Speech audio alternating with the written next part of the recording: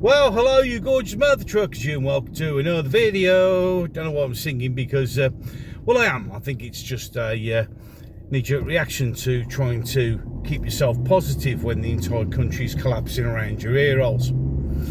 Because while I was away on holiday, there was a definite seismic shift in the way the country's going. And I think we can all come to an agreement now that this is not going to end well.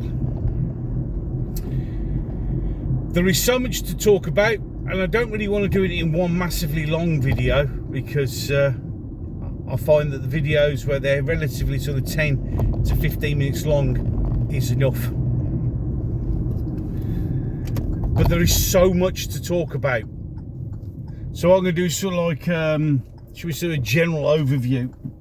Excuse me while I get around this roundabout.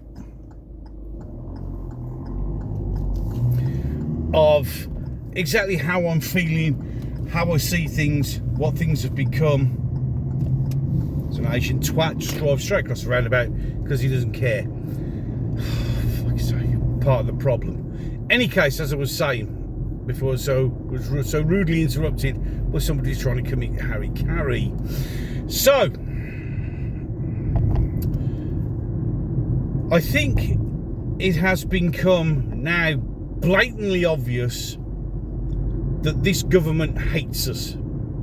This government wants us gone. This government wants us replaced. This government knows it's not going to make it to the next election. It's going to be voted out whenever that is. So their solution in their own warped, pathetic, crazy minds is to import as much of their voting class as they possibly can. That's their sole game, and in the process destroying English, Scottish, Welsh tradition and history and culture is an extra bonus point for them. When I was away, obviously it was announced that the government had taken people back to court, basically at our expense, to overrule the Bell Hotel judgment. So basically, well, not even basically, putting immigrants' views and thoughts above the indigenous population.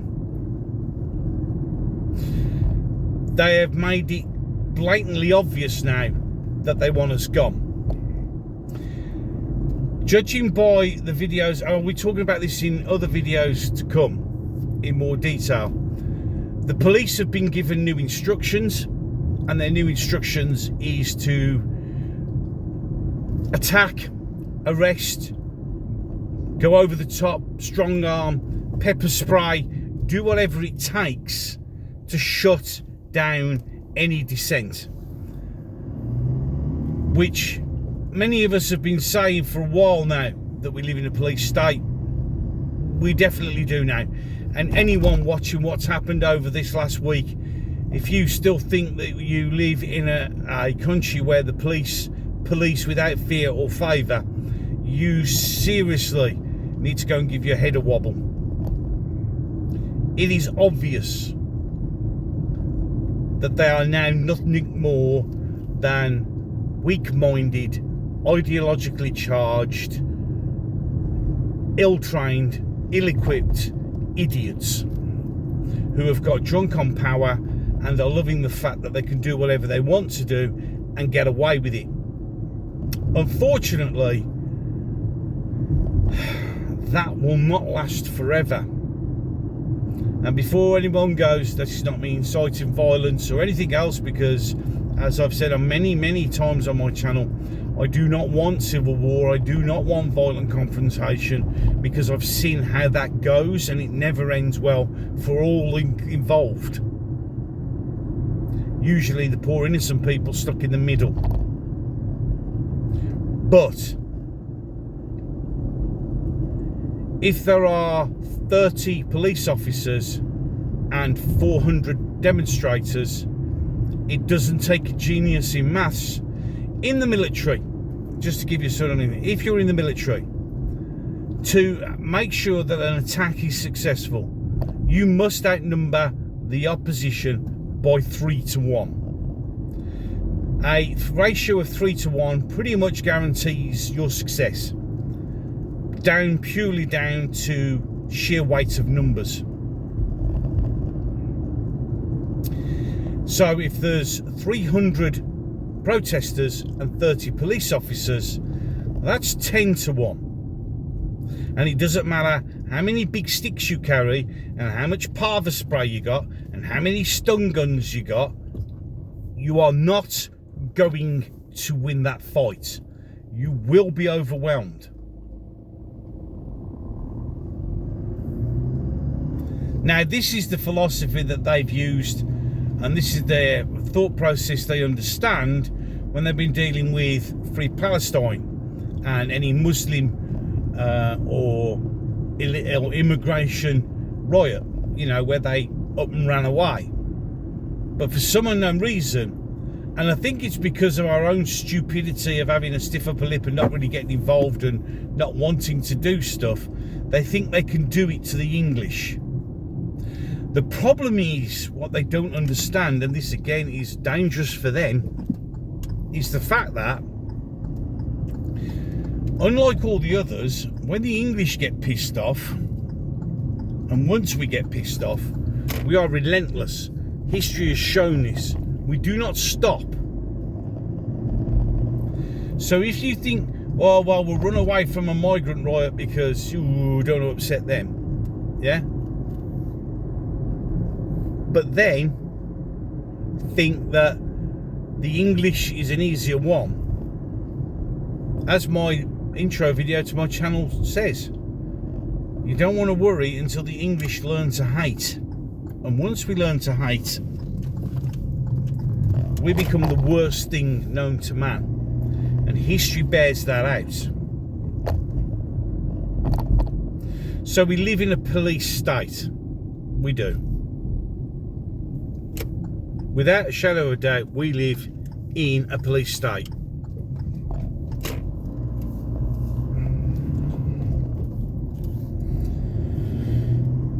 We have a government that doesn't even hide the fact that they hate us. I mean, let's just play this clip here where Bridget Phillipson is asked about it and she just goes, well, watch the clip. And I know people don't like us, even a year in, as a government, saying, this is what we inherited. This is what we inherited, right? There was a widespread use of asylum hotels by the Conservatives that increased enormously at enormous cost to the taxpayer. Yeah, you keep going back to the Conservatives. I wanted to ask you... Yes, but it won't be a quick fix. We will sort it. Your lawyers, under your guidance, have said in terms that the rights of asylum seekers are more important than the rights of local people in Epping Forest. Would you at least acknowledge that that is what they will hear? And it's up to you. Ministers can say, we agree with that, or we don't agree with it. You can't simply say, let's balance things. Do you agree with what your lawyers said, or don't you? Yes, of course we do. See, our government actively hates us.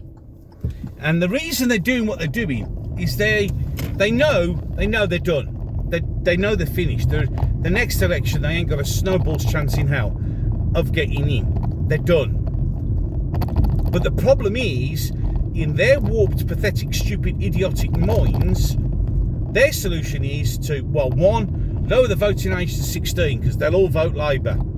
They won't, because even 16-year-olds can now see what a complete bunch of wankers you are. They ain't going to vote for you. Who'd vote for you? 16-year-olds won't. And also, the vast majority of 16-year-olds will vote exactly how the way their parents tell them. And I don't think there's many people left now who will recommend anyone vote for Labour. So the solution is to import their voters. I mean, he is even talking about making it possible for foreign nationals who live here to vote in our elections. But that may not be enough. So we're going to import all our voters. Because, unfortunately, again, they think in their warped little mind that if we give them a load of free shit, they'll vote for us, except they won't. How many Muslim MPs are now, independent Muslim MPs are now in Parliament? How many Labour MPs barely held on to their seats because of pro-Muslim, pro-Gaza votes? How many Labour MPs are Muslims who are now more concerned with what's going on in Pakistan than they are with their own constituencies? And even then, they still don't get it. They still don't get it. Other things, as I said, we'll cover in more detail in other videos. This is just a broad overview. This country, this is the bit which really gets me. I never envisaged, but a year ago, that I would be sitting here saying these words. I'm ashamed of my government. I am ashamed of what they're turning our country into. I am ashamed and horrified at the brain-dead white women and paid agitators who will sell their souls to try and support this shit. I grew up in the 80s. Great time to live. Don't get me wrong, we had our problems, but the 80s was a great time to live. And then for some unknown reason, everybody decided that voting Tony Blair would be a great idea.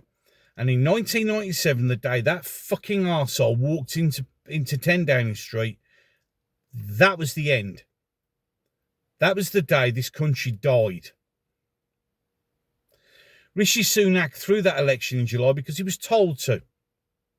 They waited until they knew that the Conservatives were at an all-time low. And then they called an election they knew they were going to lose. And they knew that Labour would get in by default to finish the job. Labour knows that they're not going to get in the next election. So what are they doing now? Going scorched earth. They're going out of their way to finish us off. Look what they've done in 1 year. And they've got 4 years left. Doesn't matter who you vote for, really. Although I will be voting for somebody. But it doesn't matter. Because by the time you get to the end of their term, this country will be nothing. Any case, as I said, more detailed videos to follow. As it's just a nice one to be back. And sort of give an overview. Because there's so much to talk about. So I'm done. Thank you for all the support you've shown. It's much appreciated. There are ways to support the channel down below. And I shall look forward to catching you in the next one. And may God have mercy upon our souls, because right now we could seriously do with some divine intervention. You said to me that you can't stand the world you're living